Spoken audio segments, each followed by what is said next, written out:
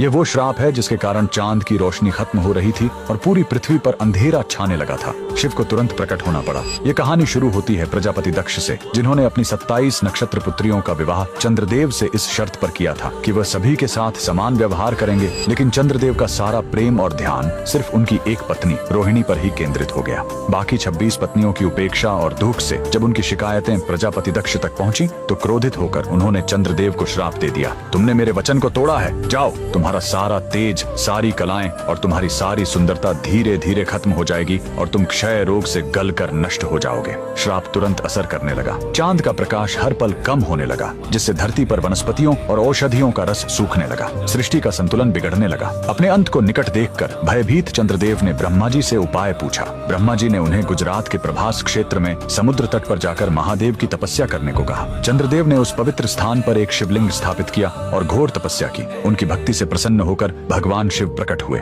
उन्होंने कहा, मैं दक्ष के श्राप को पूरी तरह खत्म तो नहीं कर सकता, लेकिन उसका प्रभाव कम कर सकता हूँ। शिव ने वरदान दिया, तुम कृष्ण पक्ष में 15 दिन क्षीण होगे, लेकिन शुक्ल पक्ष में 15 दिन फिर से पूर्ण हो जाओगे। उन्होंने चंद्र को अपने मस्तक पर धारण कर लिया और चंद्रशेखर कहलाए। और जिस ज्योतिर्लिंग की चंद्र ने पूजा की थी वो सोमनाथ, सोम यानी चंद्र के नाथ के नाम से प्रसिद्ध हुआ। और यही सोमनाथ मंदिर भारत का पहला ज्योतिर्लिंग आज भी गुजरात के वेरावल में उसी समुद्र तट पर शान से खड़ा है, जहाँ चंद्रदेव ने श्राप से मुक्ति पाई थी। लेकिन रुकिए, इस मंदिर का एक और रहस्य है। यहाँ मौजूद बाण स्तंभ यह बताता है कि यहाँ से लेकर दक्षिणी ध्रुव तक समुद्र के रास्ते में कोई जमीन नहीं है। भगवान शिव के भक्त कमेंट में हर हर महादेव जरूर लिखें।